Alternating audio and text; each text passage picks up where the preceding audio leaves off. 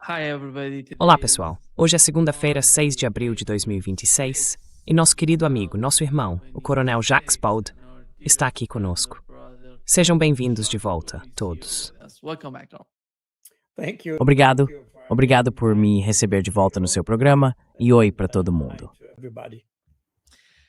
Colonel, let me start with what has happened in latest operation. Coronel, deixe-me começar pelo que aconteceu na última operação que os Estados Unidos realizaram no Irã.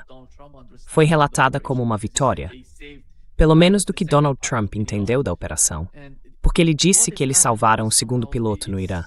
O que aconteceu é, na verdade, um pouco estranho, porque eles estavam tentando encontrar o piloto em Yassuj, que fica no sudeste do Irã, perto do Golfo Pérsico. Mas então realizaram essa operação em Isfahan, que é muito mais central. Então, observando o equipamento usado nessa operação, com base no que aprendemos até agora com a ABC, a NBC e o The New York Times, quais foram os relatos? ABC, NBC and New York Times. What were the reports? And one F-15E, Um F-15E, um A-10 Warthog, 4 Little Birds, como eles chamam, 2 Black Hawks, 2 C-130 Hercules e 4 drones Mk-9 foram de alguma forma destruídos ou danificados durante essa operação. Observando a cena no Irã, é possível ver o nível de destruição desse equipamento. Foi uma operação enorme, aliás, só pelo que se vê na cena. E muitas pessoas estão perguntando: essa foi realmente uma operação para resgatar um desses pilotos? Ou foi uma incursão, talvez uma incursão em Natanz, por exemplo, uma das usinas nucleares? Eles queriam alcançar algo. Eu não sei, talvez para extrair algo da usina nuclear de Natanz, que fica em Isfahan, perto do local desse incidente, desse ataque. Qual é a sua interpretação disso? This attack. What is your understanding of that? Well, thank you for the question. I mean, the first. Bem, obrigado pela pergunta. Quero dizer, a primeira reação que eu tenho, especialmente olhando essas fotos, é que isso me lembra das que vimos em 1980, depois da tentativa dos Estados Unidos de resgatar reféns na embaixada em Teherã, a Operação Garra de Águia. Lá também havia, se não me engano, 2 C-130 que foram destruídos e deixados no deserto, exatamente como vemos aqui hoje. Então, para mim, isso é muito parecido com aquela operação que fracassou miseravelmente, principalmente por falta de coordenação e por excesso de sigilo. Havia tanto sigilo que a mão direita não sabia o que a esquerda estava fazendo. E como resultado, surgiram problemas dentro da própria operação. Essa foi a razão do fracasso. Bem, aqui provavelmente estamos em uma situação diferente. Well, here we are probably in a different situation. However, the two. No entanto, as duas aeronaves que acabamos de ver nas fotos são HC-130J, que são basicamente aviões especializados em busca e resgate, equipados com eletrônicos avançados, contramedidas, armamento especial e assim por diante, para realizar missões de busca e resgate na retaguarda inimiga. Portanto, isso foi claramente uma operação de busca e resgate, pelo menos no início. Agora, sobre a quantidade de recursos que foram utilizados, quero dizer, não estou familiarizado com esse tipo de operação. Sou um homem de terra, não um homem do ar. Mas ainda assim, pelo que sei sobre esse tipo de operação especial, elas exigem muito equipamento, muito apoio aéreo, muitas contramedidas eletrônicas e muita redundância para evitar que a própria equipe de resgate seja capturada em território inimigo.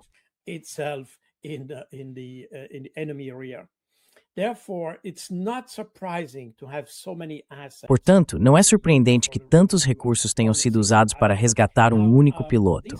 Esse tipo de operação foi amplamente realizado durante a Guerra do Vietnã e mais tarde na Guerra dos Balcãs, com base na ideia de que, se não se fizer todo o possível para resgatar pilotos abatidos em território inimigo, enfrentando detenção, talvez tortura ou coisas do tipo, então os pilotos não lutariam mais com a mesma confiança. Até agora, vimos que os Estados Unidos e os israelenses têm evitado lutar sobre o território iraniano, quero dizer, no espaço aéreo iraniano. Eles têm tentado permanecer fora desse espaço aéreo e operar com armas de longo alcance. Mas provavelmente por acharem que as defesas aéreas iranianas não eram eficazes, tentaram entrar nesse espaço aéreo. E já tivemos vários exemplos disso, especialmente com o F-15E e aquele que foi abatido, aliás. And the one who has been downed, by the way, they tried to enter this airspace and even Eles tentaram entrar naquele espaço aéreo e, eventualmente, tiveram um problema. Então, a segunda observação que posso fazer, ou melhor, a terceira, é que a defesa aérea iraniana, embora provavelmente não seja tão desenvolvida quanto poderíamos esperar na Europa Ocidental, é provavelmente muito eficaz, mas apenas em áreas específicas. Não sou especialista nessa área, e novamente minha avaliação se baseia no que vi, o que, aliás, não é muito. Mas os iranianos provavelmente têm um número limitado de recursos de defesa aérea, concentrados em certas partes do país, e provavelmente não são capazes de reagir a ataques vindos de fora de seu espaço aéreo. Eles provavelmente precisam esperar até que o inimigo esteja dentro de seu espaço aéreo para enfrentá-lo. Essa é provavelmente a principal diferença em comparação com alguns dos sistemas de defesa aérea que nós temos.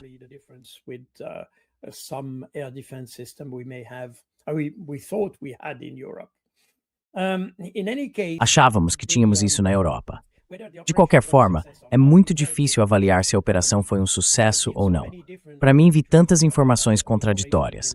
Quero dizer, sabemos que o piloto desse F-15 foi resgatado bem cedo depois de ser abatido. Mas o navegador, aparentemente há informações muito contraditórias sobre ele. Do lado do Irã, ouvimos que ele foi capturado. Alguns dizem que ele foi morto. Os americanos dizem que o resgataram. E há acusações indo e voltando de ambos os lados. Então não posso dizer exatamente o que aconteceu. O problema provavelmente é, e uma questão que você levantou na sua pergunta, o assunto das localizações que levaram à ideia de que o Irã de alguma forma conseguiu emular ou talvez usar o sinal de um desses pilotos. Porque, quando um piloto é abatido, ele carrega um sinalizador que opera em frequências secretas, com sistemas de salto de frequência e coisas do tipo. Frequency hoping system and things like it's very hard to detect, but in any case, this system É muito difícil de detectar, mas de qualquer forma, esse sistema permite que os Estados Unidos localizem seu piloto em território inimigo para determinar sua posição e direcionar a equipe de resgate. O fato de termos diferentes locais relatados para essa operação de resgate pode sugerir que os iranianos conseguiram emular o sinal do transmissor para atrair os americanos a uma área onde de alguma forma foram emboscados. Para ser sincero, com o nível de informação que eu tenho, e que provavelmente a maioria das pessoas tem neste momento, é muito difícil avaliar isso e afirmar de forma definitiva se foi o caso ou não. Mas eu diria que é algo que não é completamente impossível, porque sabemos que os iranianos possuem contramedidas eletrônicas e capacidades de guerra eletrônica muito sofisticadas. electronic countermeasures, electronic warfare capabilities. And it would be quite a significant. E teria sido um sucesso bastante significativo se eles tivessem conseguido fazer isso. Agora, o resultado de toda a operação, porque obviamente, como você mencionou, se somarmos todas essas aeronaves que foram abatidas, é algo em torno de 9 aeronaves, incluindo os VANTs, quero dizer, os de reconhecimento, como o MQ-9 Reaper, que tem sido usado. Mas provavelmente esses casos não estão especificamente relacionados a esta operação, porque mais cedo na guerra, o Irã conseguiu abater vários desses Reapers, assim como os Houthis, aliás, em 2024 e 2025. Eles conseguiram derrubar alguns, e acho que o Hezbollah também conseguiu abater um. Including, I think, the Hezbollah was able to down one of them. In any case, De qualquer forma, esse é um número considerável de aeronaves abatidas. Alguns dizem que as tripulações daqueles HC-130J que foram destruídos morreram. Não tenho nenhuma indicação disso. Não posso confirmar. O que vemos, e as fotos que você mostrou, sugerem que essas aeronaves foram, digamos, intencionalmente sabotadas e destruídas para impedir que o equipamento eletrônico caísse nas mãos das forças iranianas. Porque quando você olha as fotos, quer dizer, não há nenhuma estrutura reconhecível da aeronave. there is no recognizable structure of the aircraft, so meaning that they have probably destroyed. Ou seja, isso significa que provavelmente foram destruídos de forma completamente intencional. Eu não sei. De qualquer forma, isso mostra que o problema de um único piloto pode desestabilizar de alguma maneira todo o sistema dos Estados Unidos. Porque dedicar tanta energia para resgatar uma única pessoa sugere que o resgate dessa pessoa tem um significado político. E isso mostra, eu diria, um tipo de assimetria que existe entre o Irã, e não apenas o Irã, aliás, porque é algo que também vimos com o Hezbollah e com o Hamas na Palestina. O Ocidente é muito mais relutante em sofrer baixas do que aqueles para quem esse conflito é existencial. E isso se aplica à Palestina, ao sul do Líbano e ao Irã. South Lebanon, and that applies to Iran. Those forces who attack these countries. Essas forças que atacam esses países não estão lutando por razões existenciais, enquanto aqueles que estão prontos para sacrificar suas vidas o fazem porque sentem que o que estão fazendo tem um significado existencial para eles. E isso também mostra algo que somos extremamente relutantes em compreender na Europa. Atacar o Irã não é algo existencial para nós, apesar da desinformação espalhada por nossos governos. Recentemente, vimos isso na França e no Reino Unido, com alegações de que atacar o Irã seria de alguma forma uma defesa de todos nós. E isso inclui, aliás, a mesma retórica que usamos em relação à Rússia. Assim, tentamos tornar esses conflitos existenciais para nós, quando na realidade eles são existenciais para outros. In reality, they are existential for others. And that's the reason why others are ready. E é por isso que outros estão dispostos a sofrer baixas, até mesmo mortes, porque para eles isso tem significado, enquanto para nós não tem. É por isso que não estamos dispostos a deixar nem mesmo um único piloto morrer, porque isso não tem significado para nós. E, portanto, não podemos pagar tanto por nada. Veja, acho que isso é uma boa indicação dessa compreensão assimétrica sobre o tipo de guerra que estamos travando. Mostra exatamente o que já dissemos muitas vezes no seu programa e em outros, que essa guerra com o Irã, essa guerra iniciada por Israel e pelos Estados Unidos, é na verdade uma guerra de escolha, não uma guerra de necessidade. É uma guerra movida pela obsessão e não pela razão.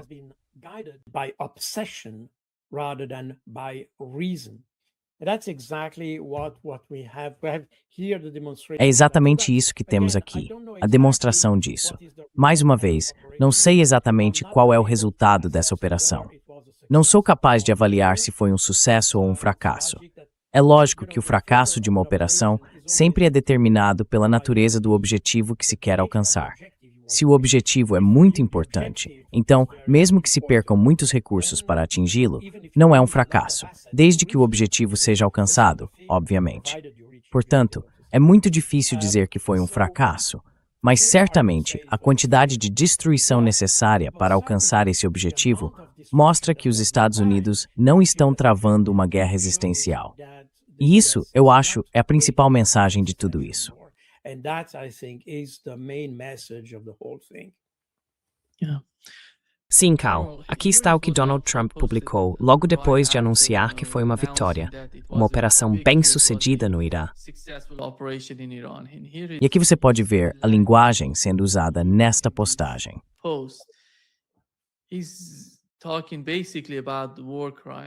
Ele está basicamente falando sobre crimes de guerra, atacar usinas de energia e pontes no Irã.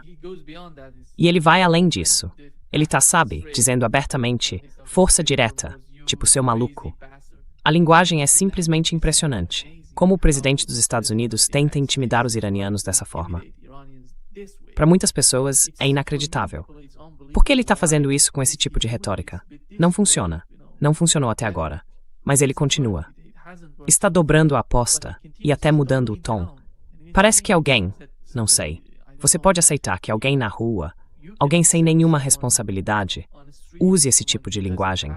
Mas o presidente dos Estados Unidos fala assim. Qual é a sua compreensão sobre como ele está tentando intimidar os iranianos?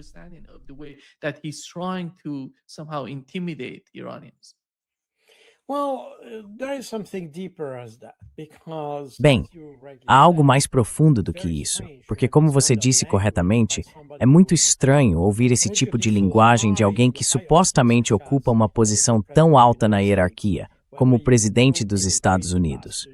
Quando você chama as pessoas de bastardos malucos e coisas do tipo, estamos falando de um tipo de linguagem que se ouviria em um pátio de escola. Você sabe, são crianças sem educação que usam esse tipo de palavra, não pessoas que deveriam ter a mentalidade estratégica que o presidente dos Estados Unidos deveria ter. No entanto, notei que na Europa temos exatamente o mesmo tipo de linguagem. Na França e na Bélgica, ouvi vários políticos usando a palavra salopard, que é basicamente a tradução de bastardo, referindo-se ao Irã. Which is the translation of bastards exactly regarding Iran. So we see that here we have this kind of language. Então vemos que esse tipo de linguagem não é usado apenas por Trump, mas também por aqueles que em princípio concordam com ele em relação ao governo iraniano. Agora, isso é um indício de uma profunda fraqueza intelectual, moral e geral de liderança. Sabe, no fim das contas, quando você não consegue alcançar um sucesso claro, começa a usar palavras inadequadas e coisas do tipo.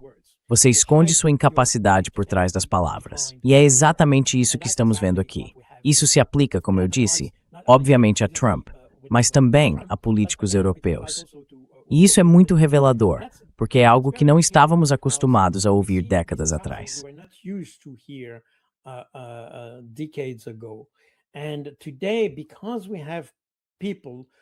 E hoje, porque temos pessoas que tomam decisões ruins, que não são capazes de antecipar as consequências dessas decisões, que não conseguem prever o futuro, elas acabam sendo surpreendidas por suas próprias ações. São extremamente fracas na tomada de decisões, e é por isso que recorrem ao uso dessas palavras. Aliás, também é muito interessante ver que aqueles que usam esse tipo de linguagem, estou falando dos políticos europeus, são os mesmos que criticam Trump porque acham que ele não está à altura intelectualmente. Ou seja, aqueles que criticam Trump usam exatamente a mesma linguagem. Assim vemos que temos o mesmo tipo de fraqueza aqui. Não é apenas uma fraqueza limitada a Trump. Quero dizer, Trump é simplesmente a ponta do iceberg, mas toda a liderança no Ocidente está mais ou menos alinhada com ele.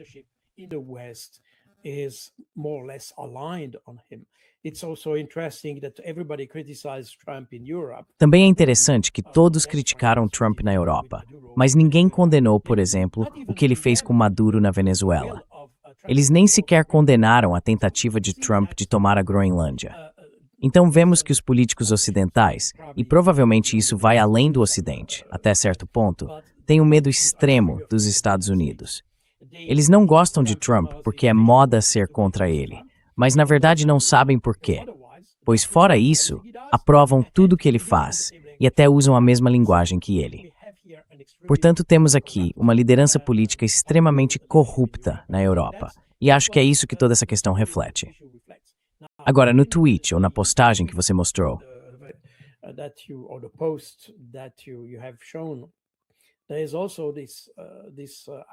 há também essa ideia sobre as pontes e as usinas de energia, porque isso faz parte das ameaças anunciadas por Donald Trump. E isso vai na mesma direção, aliás, porque quando não se tem uma estratégia real e sólida para vencer a guerra, a única saída é escalar o conflito e ameaçar com destruição, incluindo crimes de guerra, aliás.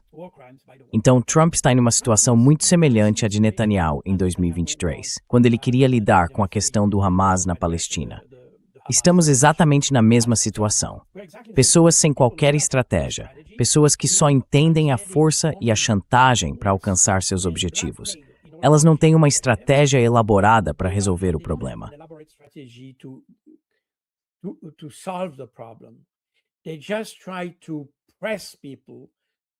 Eles apenas tentam pressionar as pessoas até forçá-las a tomar uma decisão que as favoreça. E quando essas pessoas não querem fazer isso, elas simplesmente se perdem. A única maneira que vem de resolver o problema é escalar a situação. É exatamente isso que temos com Donald Trump e Benjamin Netanyahu. Então é isso que esse tweet me mostra. E isso não é favorável à liderança política ocidental em geral.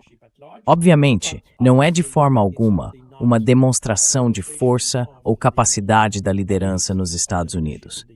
Se você acrescentar a isso o fato de que ele teve que demitir vários generais e autoridades do próprio governo para manter algum tipo de disciplina política, isso mostra exatamente o quão fraco é esse governo.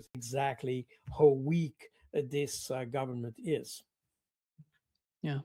Carol, what Reuters reported that Coronel, a Reuters informou que o chefe do exército do Paquistão, Marechal de Campo Asim Munir, esteve em contato durante toda a noite com o vice-presidente dos Estados Unidos, J.D. Vance, juntamente com Steve Wojtkov e o ministro das Relações Exteriores do Irã, Abbas Araghchi, para trabalhar em um acordo de resolução. Segundo a proposta, um cessar-fogo entraria em vigor imediatamente, reabrindo o Estreito de Hormuz, com um prazo de 15 a 20 dias para finalizar o acordo de fronteira. Agora o problema está do lado iraniano. Foi mencionado que o Irã não concorda com nenhum desses termos.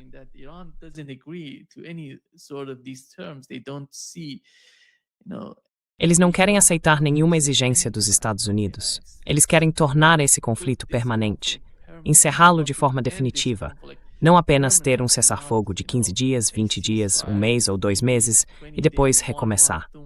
Toda a razão dessa pressa, desse desespero por parte dos Estados Unidos é por causa de Israel. Israel está ficando sem interceptores, sem recursos, sem nada. É por isso que estão sendo atingidos por foguetes, mísseis, por tudo.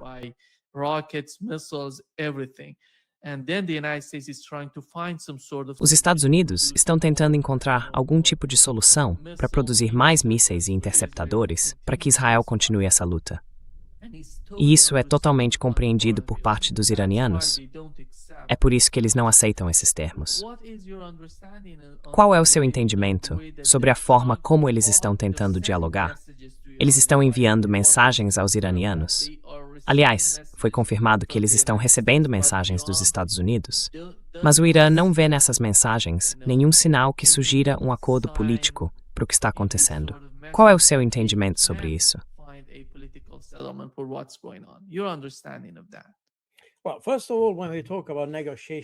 Bem, antes de tudo, quando falamos sobre negociação, precisamos entender, e acho que o ministro das Relações Exteriores realmente disse isso em uma entrevista que demos há uma semana, mais ou menos. Ele explicou exatamente o que o Irã entende por negociação.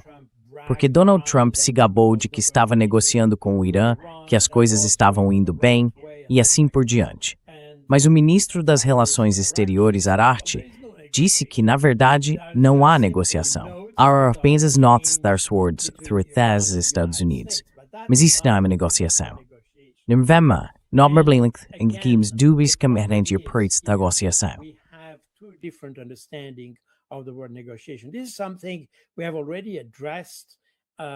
Isso é algo sobre o qual já falamos em relação ao conflito na Ucrânia, porque na verdade é uma situação semelhante. Os Estados Unidos tentam impor sua própria solução. Foi exatamente isso que fizeram com a Palestina, por exemplo, e provavelmente com outros casos. Aquele antigo conflito que Donald Trump supostamente resolveu provavelmente foi tratado da mesma forma. Ele apresentou sua própria proposta, sua visão de como resolver o conflito. E com a outra mão, colocou sua arma sobre a mesa e disse, pessoal, vocês têm que escolher. Aceitam minha proposta ou eu uso a arma? É exatamente como naqueles filmes de máfia. A oferta que você não pode recusar. Mas isso não é uma negociação.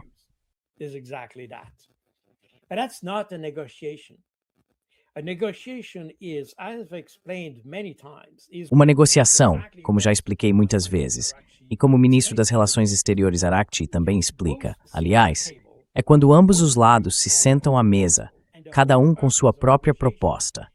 Todo o propósito da negociação é aproximar essas duas propostas cada vez mais. É um processo iterativo em que há concessões de ambos os lados, até se chegar a um ponto em que ambos estejam, como costumávamos dizer na Suíça, no Serviço de Relações Exteriores, igualmente insatisfeitos. Um bom acordo é alcançado quando ambas as partes estão insatisfeitas. E igualmente, é claro. É assim que se chega a um acordo.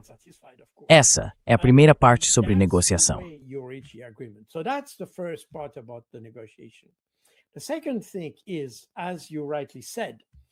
A segunda questão é que, como você bem disse, a experiência dos iranianos até agora mostra que quando eles chegam a um acordo ou negociam com os Estados Unidos Unidos acabam se retirando do acordo depois, como fizeram com o JCPOA, aliás. Esse foi um acordo firmado entre o Irã, a União Europeia, a França, a Alemanha, o Reino Unido e os Estados Unidos, e até mesmo a Rússia, se não me engano, também fazia parte dele. Mas de qualquer forma, depois que o acordo foi concluído e verificado diversas vezes pela AIEA, que confirmou que o Irã havia cumprido as disposições do tratado, e isso foi confirmado, se não me engano, 15 ou 17 vezes pela AIEA, então Trump decidiu se retirar do tratado. Essa experiência mostra exatamente qual é o problema, qual é o sentido de ter um acordo com um parceiro que se retira quando as coisas não saem do jeito dele. Os americanos esperavam que o Irã não cumprisse o acordo, para poderem impor sanções muito mais severas.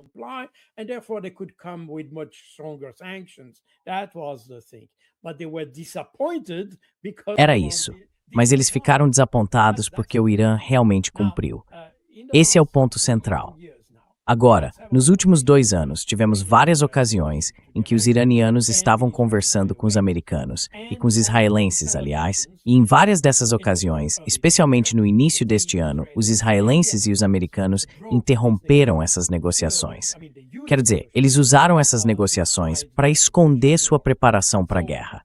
Então, mais uma vez, o Irã disse: bem, qual é o sentido? Não temos certeza de que esses parceiros ou atores negociem de boa fé.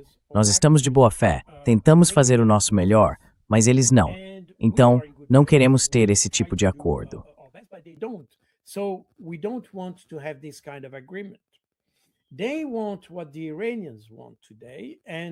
Eles querem o que os iranianos querem hoje, e não tem outra estratégia de saída. Eles não podem ter outra, e isso é muito importante de entender. Não há outro caminho para o Irã além de alcançar uma vitória decisiva. Uma vitória decisiva não significa que tudo será destruído. Significa que essa vitória deve levar os Estados Unidos e Israel à conclusão de que eles não podem e não devem atacar o Irã no futuro. Ponto final. Em outras palavras, o que o Irã quer não é simplesmente um cessar-fogo, mas o fim das hostilidades de uma vez por todas. E isso significa que deve haver não apenas um compromisso dos Estados Unidos e de Israel de que não retomarão nenhuma atividade de guerra ou ataque contra o Irã, mas também garantias para assegurar isso.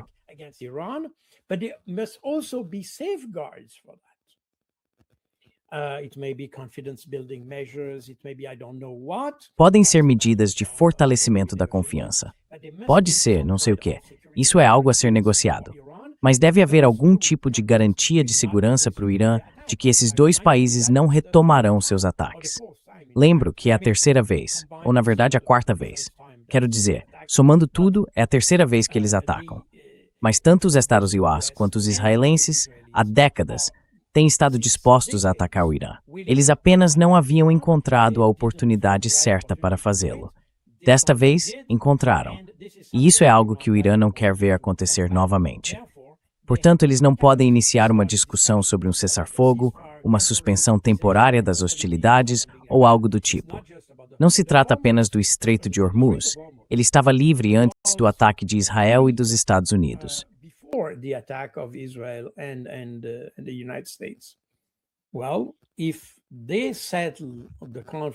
Bem, se eles resolverem o conflito, então será livre. Isso não é algo que surge do nada por parte do Irã. Eu diria que não está bloqueado, não está fechado, aliás. Mas vamos dizer o seguinte: uma limitação no uso do Estreito de Hormuz é uma consequência do conflito, não a causa do conflito. Isso é muito importante de entender, especialmente da perspectiva iraniana. Portanto, eles dizem: bem, se vocês não atacarem, não há risco. Nós não fizemos isso até agora. Então não há razão para fazermos no futuro, se vocês se comportarem adequadamente. Agora, eles estão usando o Estreito de Hormuz como forma de pressão para levar tanto Israel quanto os Estados Unidos a uma negociação e, provavelmente, a uma resolução do conflito.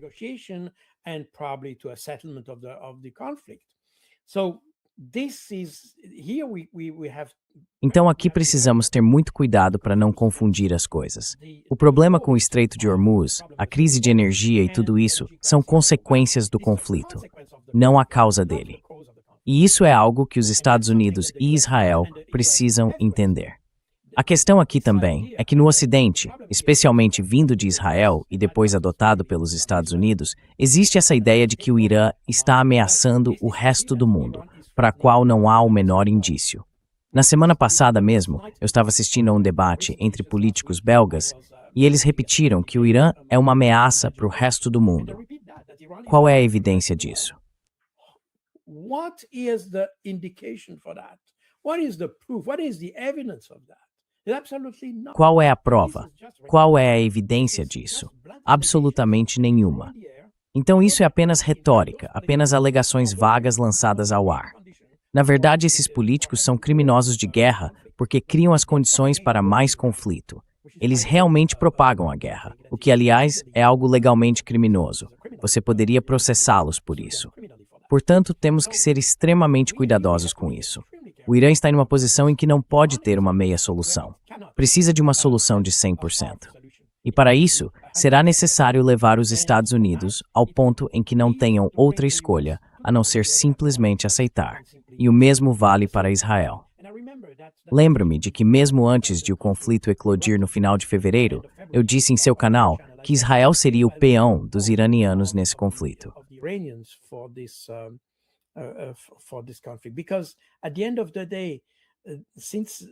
Porque, no fim das contas, como o Irã não pode alcançar fisicamente os Estados Unidos com mísseis ou o que for, eles vão destruir Israel. E essa é a situação em que Israel se colocou, porque, obviamente, em certa medida, vê-se algo semelhante com os Estados Árabes do Oriente Médio, quero dizer, as monarquias árabes ao redor do Golfo. Mas mais importante, isso diz respeito a Israel. E Israel, novamente, por causa dessa postura arrogante, no sentido de que, mesmo que não tivessem reabastecido completamente sua defesa antimísseis e coisas do tipo, achou que podia se dar ao luxo de atacar o Irã novamente. E hoje paga o preço por esse erro. Esse erro se tornou uma fraqueza.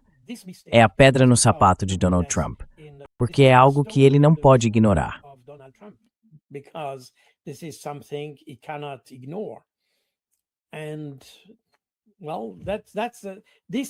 E é aqui que você vê que isso acontece absolutamente dos dois lados. Quero dizer, tanto do lado israelense quanto do lado americano, não há absolutamente nenhum pensamento estratégico. Isso é simplesmente emocional. É uma reação instintiva, não uma reação guiada pela razão. E essa é exatamente a fraqueza. Na verdade, isso simboliza muito claramente a fraqueza do Ocidente ao travar guerras. Estamos acostumados a lutar guerras fáceis, por assim dizer, porque nos últimos 30 anos, mais ou menos, lutamos contra países ou entidades que não tinham o nível tecnológico ou técnico para enfrentar nossos exércitos. Isso se aplica a Israel, mas também se aplica aos Estados Unidos. E hoje eles estão lutando em certa medida contra um par, e é a primeira vez que isso acontece.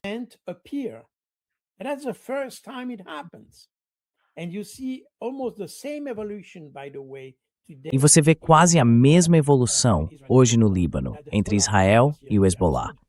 O Hezbollah, no último ano, ou até mesmo antes disso, na verdade, desenvolveu seu arsenal tecnológico, por assim dizer.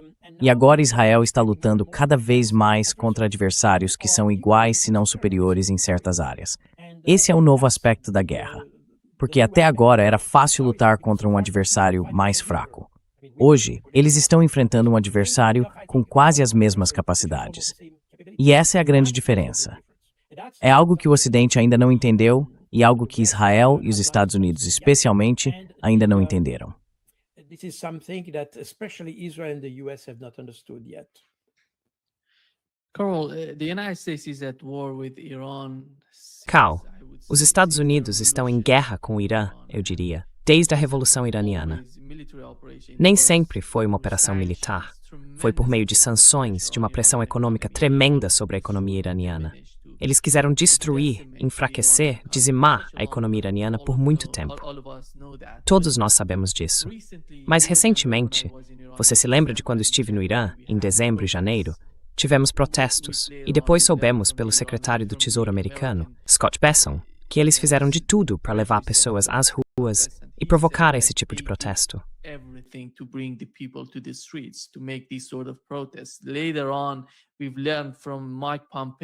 Mais tarde, soubemos por Mike Pompeo que agentes do Mossad estavam lá com os manifestantes para criar algum tipo de caos no Irã. Os protestos haviam começado de forma pacífica, mas depois se transformaram em tumultos, matando muitas pessoas, tanto cidadãos comuns quanto forças de segurança. Naquela época, muita gente perguntava: o que aconteceu? Então começamos a ver armas aparecendo. Pessoas estavam sendo mortas. Quem estava fazendo as mortes? De onde vinham essas armas? E ontem soubemos pela Fox News que o governo Trump, nos Estados Unidos, havia fornecido muitas armas ao povo curdo na fronteira com o Irã, no Kurdistão iraquiano, para serem enviadas aos manifestantes. E foi isso que eles disseram naquele relatório.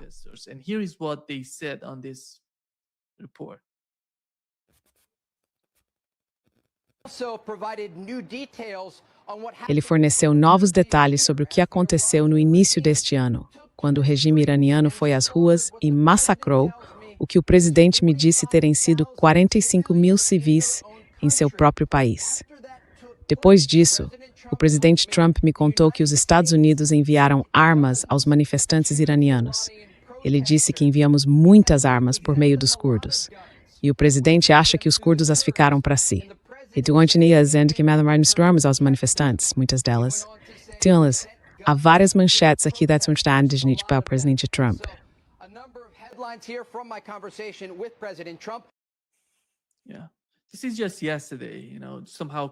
Sim, isso foi apenas ontem, sabe? Meio que confirmando isso. Dá para ver a cooperação total dos Estados Unidos em criar o caos, transformando os protestos em motins, enviando armas. Esse é o pior tipo de animosidade que um país pode enfrentar. Não se trata apenas de provocar agitação dentro do país, criar instabilidade e depois atacar de fora. O que você acha disso? Porque, afinal, para o Irã, isso é muito importante. Aí você vê o Putin e eles envolvidos permanentemente no conflito. Isso significa que em todas as frentes, sanções, envio de armas para esses terroristas na fronteira, é preciso considerar o quadro geral, não apenas focar na guerra e no que está acontecendo agora no campo de batalha.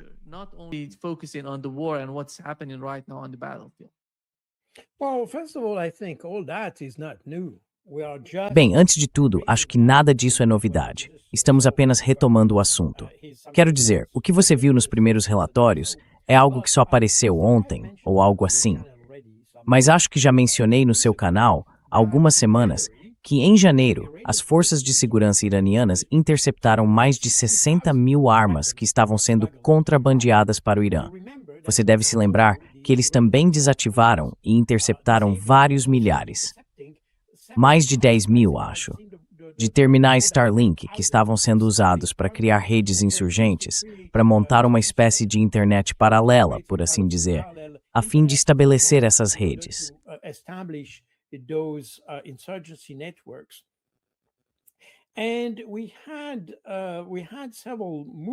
E vimos várias movimentações no Kurdistão iraquiano, onde os Estados Unidos e os franceses, aliás, estavam treinando combatentes, militantes que eles pagam para cruzar a fronteira e criar uma guerra de guerrilha no norte do Irã. Aliás, há uma base, não me lembro exatamente onde, mas há cerca de 2 semanas, a resistência iraquiana atacou uma base onde militares franceses estavam treinando esses militantes curdos, e um suboficial francês foi morto. Essas forças francesas estão, de fato, treinando terroristas que depois são enviados para realizar atividades terroristas no Irã. Então nada disso é novo. É muito revelador que existam vários grupos militantes, como o IMK e os Mujahideen Khalq, que foram listados como organização terrorista na década de 1990 pelos Estados Unidos, que o Festower.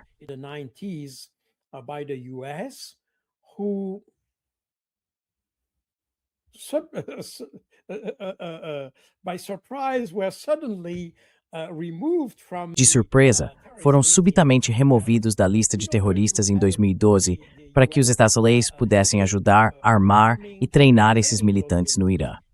Então tudo isso não é novidade. Houve muitos relatos ao longo dos últimos 20 anos.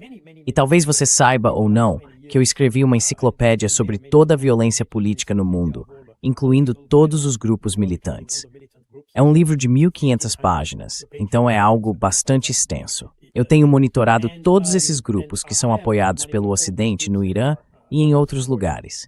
E aqui mencionei apenas aqueles movimentos no norte, Mas há movimentos igualmente apoiados dos Estados Unidos, especialmente pelos Estados Unidos no sul do país, na região do Baloquistão e entre a comunidade Ahwazi, que também recebe apoio dos Estados Unidos. E com frequência ocorrem atos terroristas cometidos por esses militantes. Terrorist acts that are performed by those militants, and in fact they are paid and armed by the. E de fato eles são pagos e armados pelos Estados Unidos. Então há muita subversão acontecendo no Irã. Isso não é novidade. Mas o exemplo que você mencionou sobre janeiro é um caso emblemático. As manifestações que vimos em janeiro não aconteceram por acaso, foram orquestradas pelos Estados Unidos. E como você disse corretamente, o próprio Scott Bessent foi interrogado por um comitê do Senado, se não me engano, onde explicou que os Estados Unidos criaram uma situação econômica no Irã que desencadearia manifestações, e então se aproveitariam desses protestos usando militantes armados entre os manifestantes para criar uma situação, e provavelmente até provocar uma reação forte das forças iranianas. Aliás, os números relatados variam. Às vezes se fala em 50 mil e às vezes Osaf al-Alian mencionou 17 mil.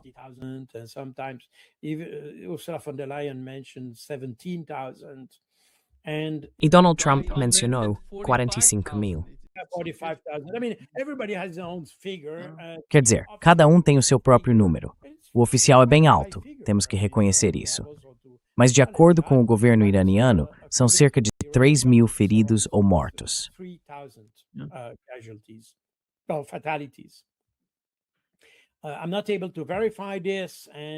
Não posso verificar isso, mas é claro que um dos motivos pelos quais o governo fez isso desta vez foi porque queria divulgar todas as informações sobre as pessoas que foram mortas durante a operação. Quando você publica os nomes, as identidades, tudo, é possível confirmar. E se houver outros casos que não estejam nessa lista, é possível contestar. Você pode dizer, essa pessoa não está na lista. E então fica evidente que estão trapaceando ou divulgando informações falsas. É por isso que eles publicaram uma lista completa de cerca de 3 mil pessoas. As 3 mil que morreram durante esse período de caos no Irã.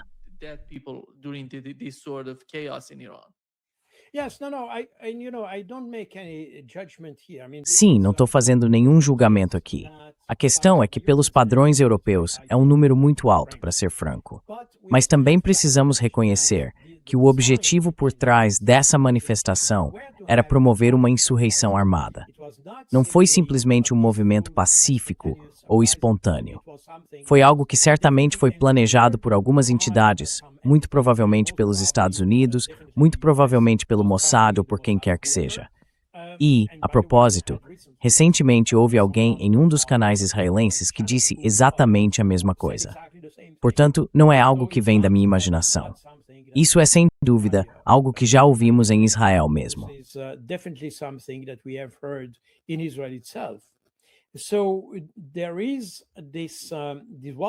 Então havia essa ideia de provocar uma insurreição armada e criar uma situação em que o governo iraniano tivesse que reagir com força. E ao usar a força, isso provavelmente criaria as condições para então rotulá-los como canalhas ou algo do tipo e justificar uma operação.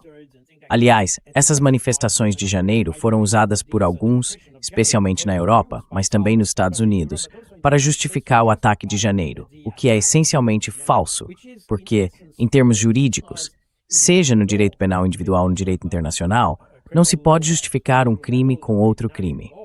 You cannot justify a crime by another crime. So it's not because someone committed a crime, even if it's a crime. Então, não é porque alguém cometeu um crime, mesmo que tenha sido um crime. Quero dizer, podemos discutir se foi proporcional e coisas do tipo. Há muitas questões que podemos discutir sobre a reação do governo iraniano. Mas, independentemente de como avaliemos isso, mesmo que o Irã tenha reagido de forma desproporcional a essa manifestação, isso não pode servir como justificativa para atacar um país. E é exatamente a mesma coisa que discutimos muitas vezes em relação à Palestina. Mesmo que se considere que o Hamas tenha realizado um ataque terrorista em 7 de outubro, o que, tecnicamente falando, não se encaixa muito bem nessa definição. Technically speaking, it doesn't fit that definition, but that's another question here. Mas essa é outra questão. Mesmo que admitamos isso, não pode justificar o bombardeio de civis. Veja, caso contrário, é um cheque em branco para fazer o que quiser. Quero dizer, imagine que você tem um sujeito, você está matando alguém na rua, então destrói todo o bairro e diz, bem, havia um criminoso ali, então destruímos todo mundo. Agora não há mais criminoso. Mas você não pode justificar um crime com outro. É simplesmente bom senso. E, no entanto, é exatamente assim que o direito internacional funciona hoje. Ou melhor, não o direito internacional, mas a chamada ordem internacional baseada em regras. International rules-based order. Yeah. Thank you, Carl. It was a great pleasure. I think Obrigado, Carl. what is happening Foi um grande now prazer. Acho que o que está acontecendo agora, me parece que essa guerra vai continuar. Donald Trump, pela forma como estão tentando se comunicar, não há solução para o que está acontecendo, pelo que aprendemos com a análise. Porque Donald Trump está tentando intimidar de um lado, e por outro, vemos os iranianos rejeitando um cessar-fogo. Acho que teremos essa guerra enquanto Donald Trump estiver no cargo em Washington. we're going to have this war as long as Donald Trump is in office in Washington. Well, the problem is that Donald Trump Bem, has a o problema é que Donald Trump tem um ego tão grande que ele nunca vai aceitar a derrota. Então a única maneira de fazê-lo resolver o conflito é fazê-lo aceitar a ideia de que a derrota é, na verdade, uma vitória para ele. E isso é um desafio. and that's a challenge. Exatamente. Exactly. Thank you, Carl. Obrigado, Carl. Foi um prazer. Muito obrigado pelo convite. Obrigado. Thank you.